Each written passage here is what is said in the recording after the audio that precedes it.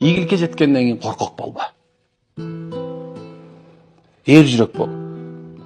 Эр жүрөктөрдүн көкүрөктөрү бийик болот. Коркпо. Кылдыңбы? Эми коркпой кыл. Кылдыңбы, эми коркпой кыл. Баштадыңбы? Аягын ташта эми. Бир кадам койдуңбу? Ар жагын коркпогун. Анткени сен Кудай Тааланын жардамы бар. Эгер эки анчы болсоң кылба. Анткени сен жүрөгүңдө эмне бар экен? Коркунуч бар. А коркунуч бар адамдар эч качан ийгиликке жете албайт. Ошон үчүн сен коркушту эч ким. Сен адамдан да коркпо, жинден да коркпо, 3 тамга деп тергебей эле кой анычы. Бирок андан коркуп келет, 3 тамга деп тергешен ушуна коркпо, жашоодон коркпо. Жашоо өзү ушундай нерсе. Океанда толкун сыяктуу. Толкун ортосунда чоң болот. Бирок аягындачы кичинекей эле нерсе келет.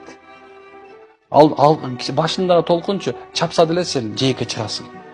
Ортодо толкун субханалла ушундай чаба турган чөгөсүң аныгында. Бирок сен башын эле коркото турган болсоң, ортосуна барып эмне кереги бар туурабы? Ошон жашоодон коркпош керек.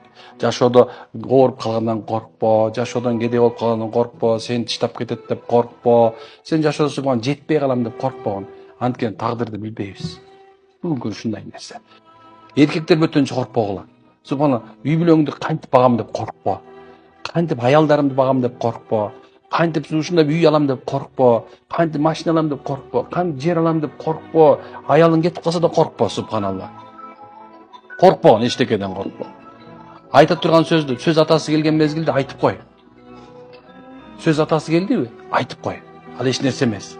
Айта турган жерде айтып койгон. Анткени аны сынып калбайсың сен. Чындыкты айткан эч качан өлгөн эмес. Туура сөздү тууган жок негизи.